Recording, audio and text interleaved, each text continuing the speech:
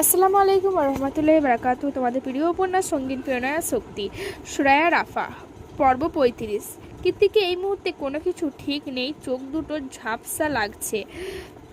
অজ্ঞাতই আঙুলের ভাঁজে ধরে রাখা ফোনটা তিতিরিয়ে কাঁপছে। ও বারবার নিজের ফোকাস ধরে রাখতে চাইছে, কিন্তু কিছুতেই পারছে না।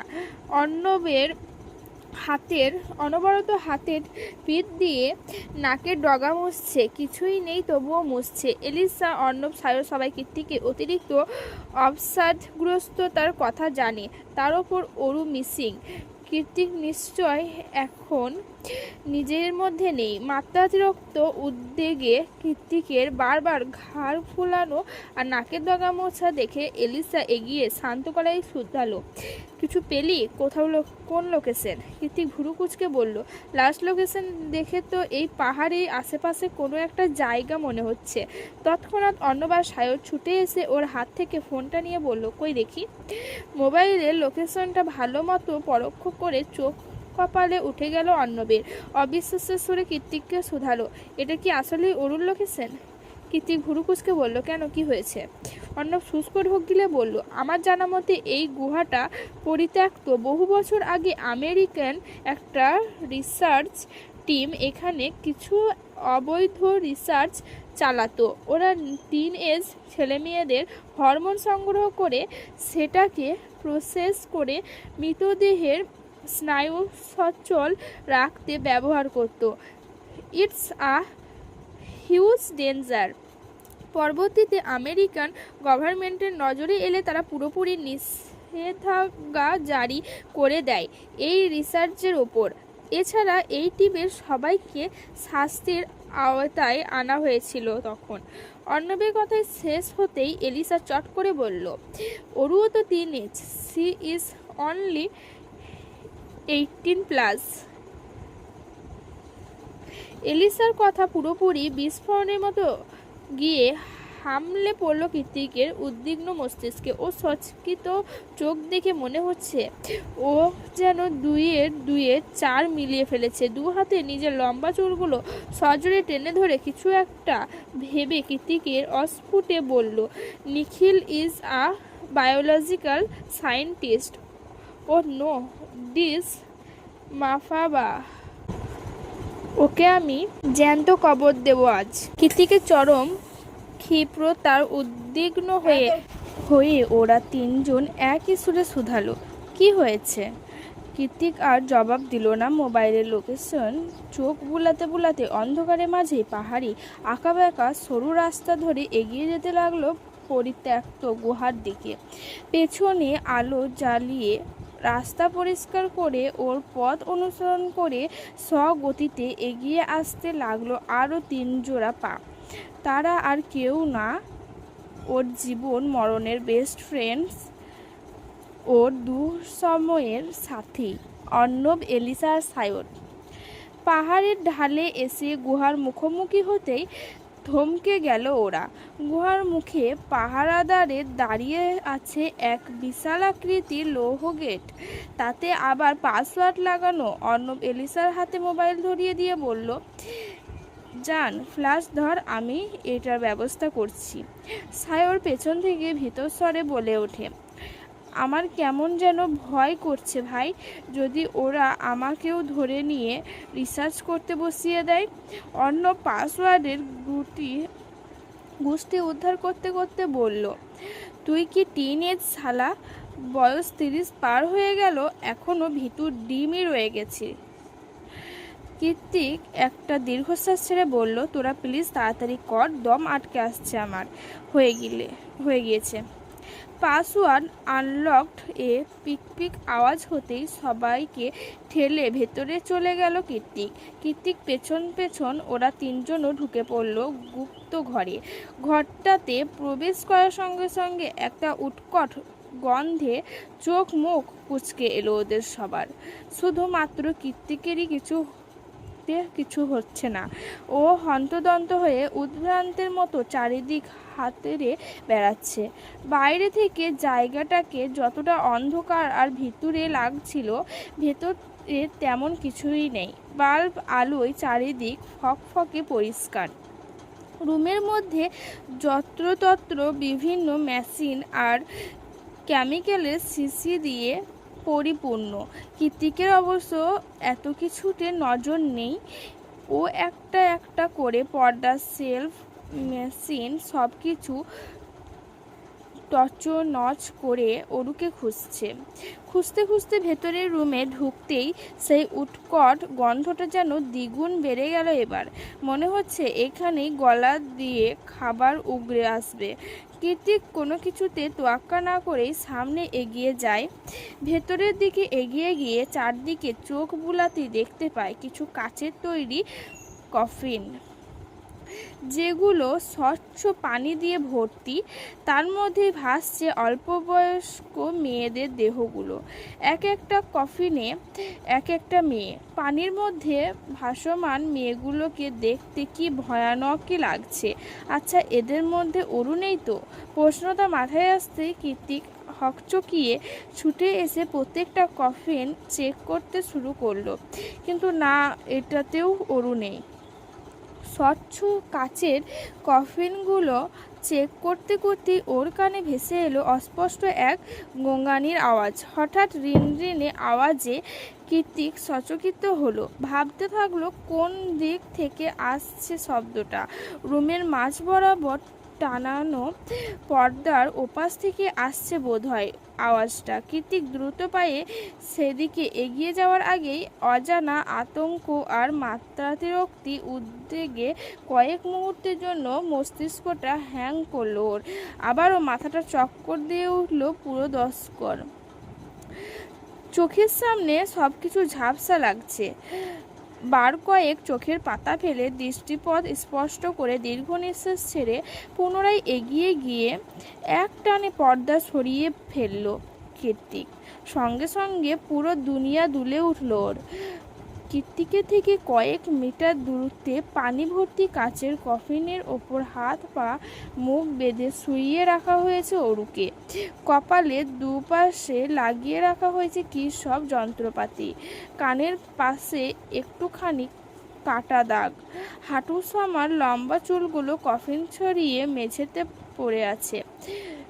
চোখের সামনে নিজের হৃদস্পন্দনের এমন বিধ্বস্ত রূপ দেখে বারবার যেন দুনিয়া দুলে উঠছে কৃত্তিকের। মুখের মাঝে কোনো তরল অবশিষ্ট নেই গলা ভেজানোর জন্য।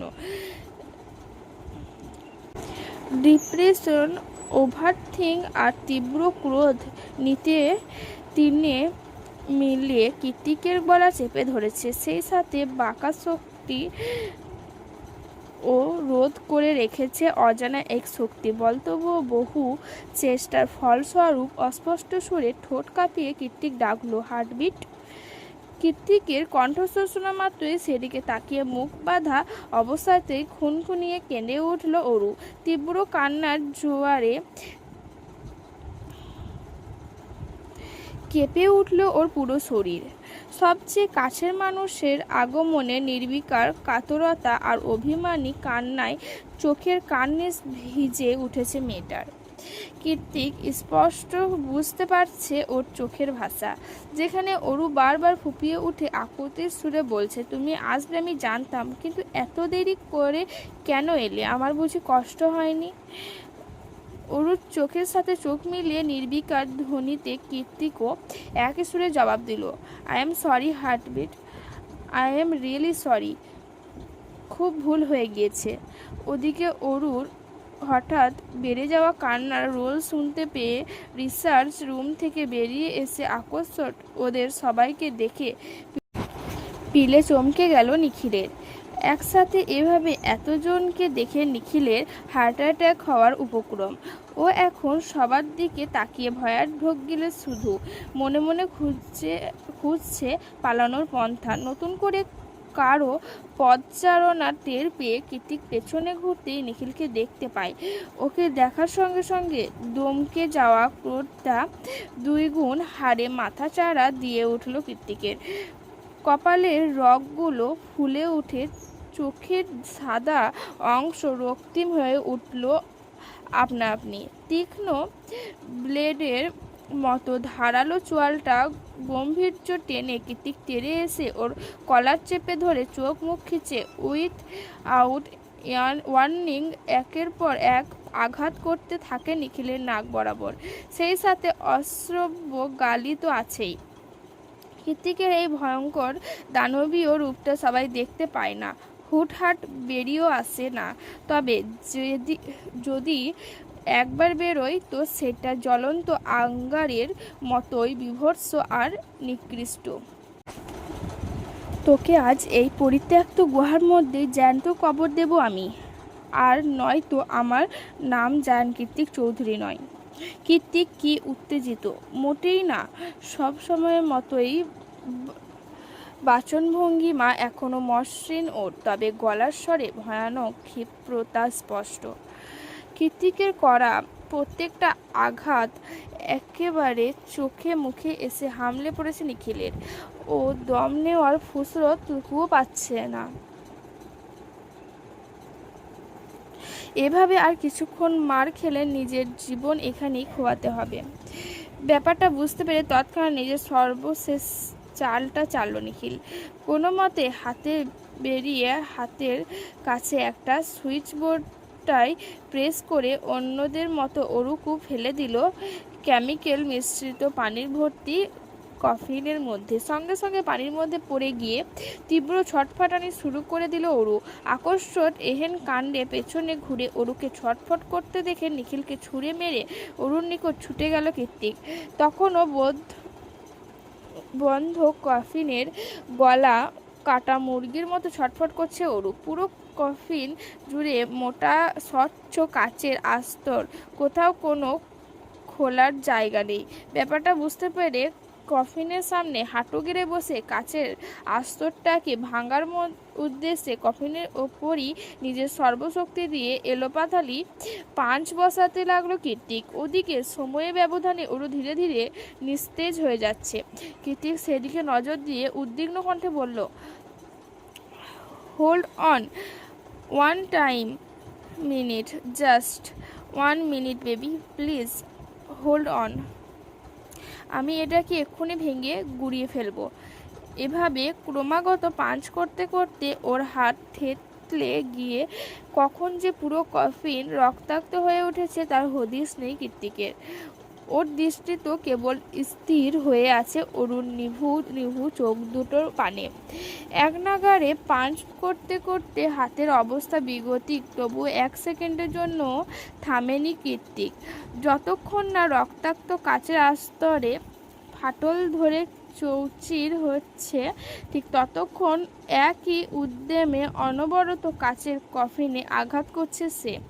অন্যদিকে অরুর জন্য কৃতিকে এমন উন্মাদনার অবশিষ্ট বেপরোয়া ভয়ঙ্কর রূপ দেখে ভয়ে জর্জরিত হয়ে নিজের আহত শরীরটাকে টেনে টুনে নিয়েই সুযোগ বুঝে কেটে পড়ল নিখিল।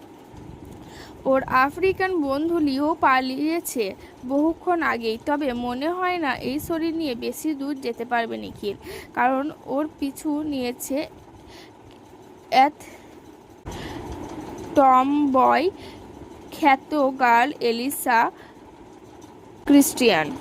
অবশেষে জায়ান কৃতিকের মতো বেপরোয়া জেদি রাগচটা মানুষের কাছে হার মেনে নিয়েছে কাচের তৈরি কফিনটাকে ভেঙে চৌচির করে তবেই ক্ষান্ত হয়েছে কৃতিক। কফিন ভেঙে যেতেই অরুকে টেনে বের করে ওর হাত পা মুখের বাঁধন খুলে বারবার সিপিআর দিয়ে থাকে কৃতিক। এক নাগাড়ে সিপিআর দিতে দিতে এক পর্যায়ে এসে অরু লম্বা করে দম নেয়। অরুর শ্বাস প্রশ্বাসের আওয়াজ শুনতে পেয়ে নিঃশ্বাসের শব্দ ক্ষীণ হয়ে এলো কৃতিকের নিজেরও। তৎক্ষণাৎ অরুর মাথাটা কাছে টেনে এনে ও ঠান্ডা ফ্যাকাশে ঠোঁটে অনবরত চুমু খেতে থাকে কৃতিক, নিঃশব্দে নির্লিপ্তে। তবে অরুর শরীরটা এখনো নেতিয়ে রয়েছে, চোখ মুখ ফ্যাকাশে বর্ণ ধারণ করে আছে। দেখে মনে হচ্ছে শরীরে এক রক্তিত শক্তি অবশিষ্ট নেই। শুধু আলতো করে চোখের পলক ফেলছে মাত্র। অরুর হালকা পাতলা নরমচরণ দেখে কৃত্তিক বুক ভরে স্বস্তি নিঃশ্বাস ছেড়ে ওকে কোলে তুলে দাঁড়িয়ে পড়ল সঙ্গে সঙ্গে। পুরোই মাথা চক্কর দিয়ে উঠল ওর। অরুকে কোলে নিয়েই বারবার হাতের পেছন দিয়ে দাগের ডগা ঘষছে কৃত্তিক। চোখের সামনে স্থির দাঁড়িয়ে থাকা অর্ণব আর সায়রকে কেমন ঝাপসা লাগছে দেখতে। বরাবর চোখের পলক ফেলেও সেই দৃশ্য স্পষ্ট হচ্ছে না মোটেই। তবু অরুকে কোলে নিয়েই সামনে পা বাড়ালো কৃত্তিক। সামনে এগোতে এগোতে কৃত্তিক দেখলো সায়র আর অর্ণব উদ্বিগ্ন নজরে ওর দিকে হা করে তাকিয়ে আছে। ওদেরকে এভাবে তাকিয়ে থাকতে দেখে কৃত্তিক নাক টেনে বলল, কি হয়েছে, এভাবে তাকিয়ে আছিস কেন? তোর নোজ ব্লিডিং হচ্ছে যে কে? সায়রের কথায় কৃত্তিক এবার হাতের পিঠ দিয়ে নাকে ঘষা দিয়ে চোখের সামনে এনে দেখলো ওর নাক থেকে ফিনকি দিয়ে রক্ত গড়িয়ে পড়ছে। কৃত্তিক হাতের পিঠ দিয়ে রক্তটুকু পরিষ্কার করতে করতে বলল, ইটস ফর ইনসাইড, কিছু হবে না, চল। কথাটা বলে 2 কদম এগোতেই হাঁটু গেড়ে ধপ করে মেঝেতে বসে পড়ল কৃত্তিক। ওর কোলে এখনো অরু নেতিয়ে পড়া ছোট্ট শরীরটা। নিজে বসে পড়লেও অরুকে শক্ত করে ধরে রেখেছে বুকের মধ্যে। এবার সত্যি সামনের সবকিছু পুরোপুরি ঝাপসা হয়ে গিয়েছে। আসার হয়ে আসছে শরীরের মাংসপেশিগুলো। কৃত্তিকের নোজ ব্লিডিংয়ের ঘটনা নতুন নয়। প্রথম আমেরিকায় আসার পরে অতিরিক্ত অবসাদগ্রস্ততা আর দুশ্চিন্তার ফলে প্রায়ই এমনটা হতো। ডাক্তার বলেছিল মাত্রাতিরিক্ত মানসিক চাপে এমনটা হয়েছে। কিন্তু গত কয়েক বছর দীর্ঘমেয়াদী চিকিৎসার ফলস্বরূপ এটা পুরোপুরি বন্ধ ছিল। অথচ আজ অরুর একটুখানি বিপদে এত বছর ধরে একটু একটু করে উন্নতি করা কৃত্তিকের মানসিক স্বাস্থ্যের ধস নেমে এলো মুহূর্তেই। তাহলে কৃত্তিক আদতে কতটা ডেসপারেট ওর এইটুকুনি হাঁটুর বয়সী সৎ বোনের জন্য। এ কেমন প্রেম আর কেমন আসক্তি, সেটাই আপাতত দাঁড়িয়ে দাঁড়িয়ে ভাবছে অর্ণব আর সায়র। কৃত্তিক হাঁটু গেড়ে বসে নাক থেকে গড়িয়ে পড়া রক্তগুলো হুডি হাতটায় মুছতে মুছতে অস্পষ্ট সুরে বলল, অর্ণব, আমি বোধহয় সেন্সলেস হয়ে পড়বো, তুই অরুকে কোলে নে। প্রাইমারি ট্রিটমেন্ট দিয়ে ওকে সেফলি বাসায় পৌঁছে দিবি। আর সায়র, তুই ভুলেও অরুকে টাচ করবি না। জ্ঞান ফিরে আমি যদি শুনেছি তুই অরুকে টাচ করেছিস, তাহলে তুই আর এ জীবনে বাচ্চার বাপ হতে পাবি না। সেই ব্যবস্থা আমি নিজ হাতে করব। সায়র একটা দীর্ঘশ্বাস ছেড়ে বলল, টাচ করব না তোর অরুকে, কিন্তু অ্যাটলিস্ট ওকে তো ধরতে দে, পড়ে যাচ্ছিস তুই। কৃত্তিক সে কথা আদেও শুনেছে কি শোনেনি কে জানে। পাহাড়ের নিরিবিলি পরিবেশ আর নিরিবিলি নেই। সকাল সকালই শান্ত প্রাণ জুড়ানো নিরিবিলি পরিবেশ ধারণ করেছে বিধ্বংসীরূপ। প্রচণ্ড বাতাসের তাণ্ডব আর বৃষ্টিতে ঝাপসা হয়ে গিয়েছে চারিপাশ। সেই সাথে গাছপালা ভেঙে পড়ার মর্মর আওয়াজ তো আছেই। তবে নির্জন পাহাড়ি এলাকা ছাড়িয়ে গাড়ি করে শহরের দিকে এগিয়ে আসতেই বাতাস বর্ষণ দুটোই উধাও। যদিও পাহাড়ি ঝড়ের তাণ্ডবে চারিদিকের পরিবেশ গুমোট হয়ে আছে, সেই সাথে ভ্যাপসা গরমটাও বেড়েছে আজ। অতিরিক্ত ভ্যাপসা গরমে অরু হাঁসফাঁস করছে দেখে অর্ণব সহসা বাটন প্রেস করে গাড়ির টিন্ডের জানালার কাঁচটা নামিয়ে দিল। সঙ্গে সঙ্গে নিদারুণ মেঘ ভেজা বাতাসে এসে আছড়ে পড়লো অরু চোখে মুখে। এবার সত্যি একটু শান্তি লাগছে। ঠান্ডা বাতাসে একটা বড়সড় নিঃশ্বাস ছেড়ে অর্ণবকে উদ্দেশ্য করে অরু বলল, ধন্যবাদ। অর্ণব অরুর কথা নিঃশব্দে হ্যাঁ সূচক মাথা নাড়ল। অরু পুনরায় শুধালো, উনি এখন কেমন আছেন? অর্ণব স্টিয়ারিংয়ে দক্ষ হাতে চালাতে চালাতে বলল, জ্ঞান ফিরেনি এখনো, জ্ঞান ফিরলে সুস্থ হয়ে যাবে। It's not a big deal, দুশ্চিন্তা করো না। অর্ণবের কথায় অরু আড়ালে দীর্ঘশ্বাস ছেড়ে বিড়বিড়িয়ে বলল, নিজের প্রতি এত কেয়ারলেস কেন উনি? অরুণ আনমনে বলা কথাটা বোধহয় অর্ণব শুনেছে, তাই ওর সামনে তাকিয়েই বলল, নিজের প্রতি কেয়ারলেস হতে পারে, তোমার প্রতি নয়। অর্ণবের কথায় অরু সচকিত দৃষ্টি নিক্ষেপ করলো ওর পানে। পরবর্তী কথার পাছে কিছু বলতে যাবে তার আগে অর্ণব বলল, এসে গেছি। চলে আসা দারুণ। অরুর আর কথা বাড়ানোর হলো না, তাই চুপচাপ নেমে গেল গাড়ি থেকে নেমে অর্ণবকে বিদায় জানিয়ে অপতু পারে ধীরে ধীরে এগিয়ে গেল ভবনের লিফটের দুয়ারে। শরীরে প্রচণ্ড জ্বর আর মাথা ব্যথা, হাত পাগুলো শক্তিহীন আসার হয়ে আছে, সুন্দর লম্বা চুলগুলো জটলা পাকিয়ে কোনো মতে পিঠে পড়ে আছে, সুন্দর মাখনের মতো মসৃণ মুখটা ফ্যাকাশে বর্ণ ধারণ করেছে, চোখ দুটো ঢুকে আছে কোটে। শরীরের এহেন অবস্থা নিয়েই লিফট থেকে বেরিয়ে এগিয়ে এসে অ্যাপার্টমেন্টের বাইরে দাঁড়িয়ে কলিং বেল চাপালো অরু। তবে কলিং বেল চাপার সঙ্গে সঙ্গে সদর দরজা খুলে বেরিয়ে এলেন একজন মধ্যবয়স্ক মহিলা আর তার পেছন পেছন আজমিরি শেখের নতুন অ্যাসিস্ট্যান্ট রাজ। হুট করেই নিজের বাসা থেকে অপরিচিত কাউকে বেরোতে দেখে অরু খানিকটা অপ্রস্তুত হয়ে পড়ল, কারণ ওর মাথা থেকে পা অবধি সব কিছু এলোমেলো আর অগোছালো। হুট করে কেউ প্রথম দেখলে পাগল বলে সম্বোধন করতেও ভুল কিছু হবে না বইকি, কিন্তু অরুকে একটা বিশাল ঝটকা দিয়ে ওর অযাচিত চিন্তার এক বালতি জল ঢেলে মহিলাটি অরুর চিবুকে আদুরে হাত ছুঁয়ে বলল, মাশাআল্লাহ,